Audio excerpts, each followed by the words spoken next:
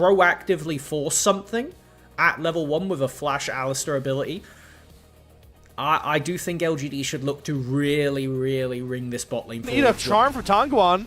Holding on to the Spirit Rush. Think he's going to go after Saber. He's going to have to flash out or just Weaver's Ball with a Dredge Line cancel it for YCX. And a perfect Q comes out. Flashes galore. Xiaosa goes after the Wukong, but the tricks are used by Hung. Flash from Grizzly's going to throw the Cataclysm down as he has his ultimate. Tanguan going to get over the wall to save him in time. No, it's a trade. But guess what really it is? Xiaoya gets the kill and cashes in the Adoration stacks. For Triforce, it's only one component.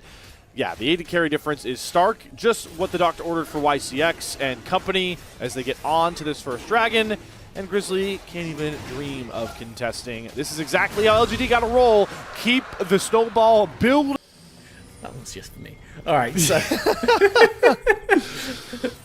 you know, those are my favorite ones. As we do get a force on the pick here. Oh, great pick here. There's no unbreakable will on that Alistar. Xiaosa before the dragon spawns. Is Sasa looking to be the victim of such? Cuts down the wave pretty well. He's going to publicly execute on Xiaosa, but he has the Unbreakable Will, which makes him the best turret aggro grabber of 2026. Move over, Nico. You don't get to become a minion anymore. It's the Alistar game now for dives. Clean one there from Ultra Prime.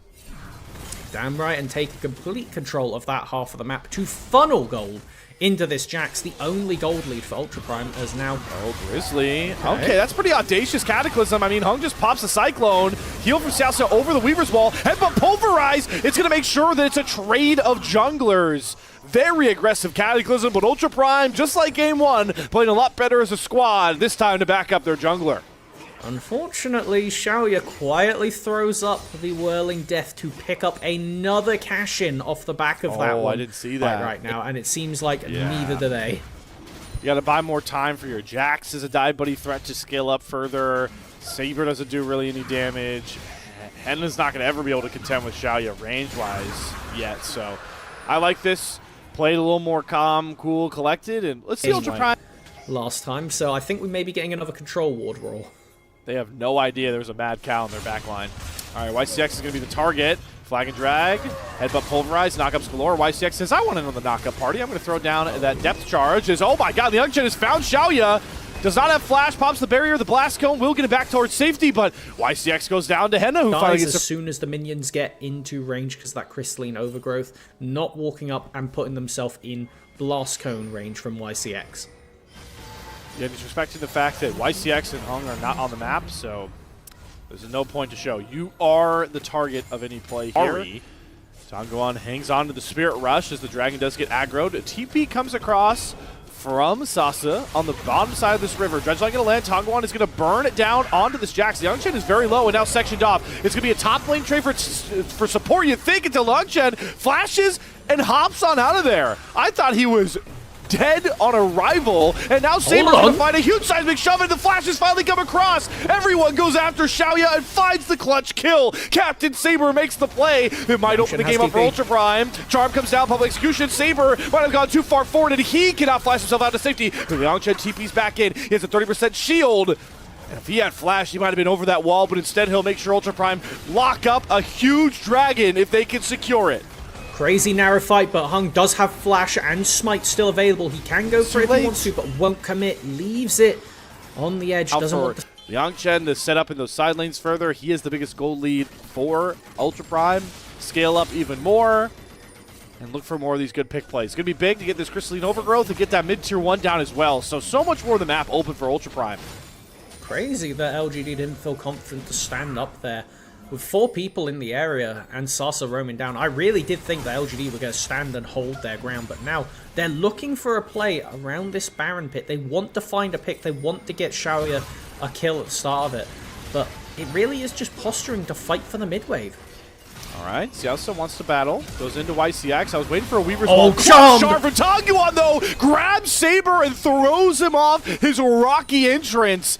Beautiful. Our these mid laners, and in game 1 we had fancy shirt can flip, perfect execution plays from Saber, and now that's a pure outplay for Tanguan. So it gets the revenge right back with that charm, like you mentioned, firing so early to find that mark. So cool to see. But Hung was ready for it, and I think with that it will pretty much forfeit over the mid tower. Nope. Is that Weaver's Wall in auto range? Crazy. Sausa does probably unbreakable will. Public execution does hit onto Henna, but he Valkyries back in. It's a great cover from Ultra Ryan to make sure their AD carry doesn't go down. LGD are too short range to follow their invest that deep. Dredgeline does land into the charm on top of Saber. He has the Seraph shields though. He's able to buy enough space. Cyclone does come out. Xiaoya gets one big reset. Hong goes after Henna on the backside, and the solo lanes for Ultra Prime can't cover on the front side of the fight. Xiaoya survives. Tongguan covers him expertly. And now it's Saber and Henna left up, but their health bars are far too low. LGD are going to get themselves onto Chemtech's sole point. Some really crazy spacing Tongguan, from the his LGD spear carry. rush. Oh my god, the flash away from the charm. That's flash as well out of Saber. Great pick there for Tongguan. And it looked like the play was all but over, just a free dragon in pocket, but picking up an additional kill, especially to MR, 55 for the Wukong. That means that once the Malignance proc goes off, Ari is basically hitting you for true damage at this point. You've got effectively 20-30 MR against them, which is the same amount as you start the game with for most champions. Flash, right? But I also think there is some really good merit to them kind of spreading the map out. The fact that you have a Weaver's Wall to kind of allow Saber to stretch out one side lane, then Liang Chen, who's now expertly... Oh, I was about to say he dodged the gank, but he gets clogged by the public execution into the charm from Tongguan, and he has more than enough damage to finish this off, even through the Grandmaster's might. Just need to wait for Sauce's dashes to come back up, and Liang Chen is picked off on the side lane. Having both your solo laners go to a side lane and then having them both TP over after getting the initial pick, as They're now sneaking this. LGD, they're just start, like they're on it. They're spotted, but it's too late. I mean, Draven damage is ludicrous. What a call from Hung and the rest of LGD. A rare LPL Baron sneak. His shutdown gold, he's already with dashes, now with the Seeker's Arm Guard as well, and has one charm and one Q from him onto your tank Alistair.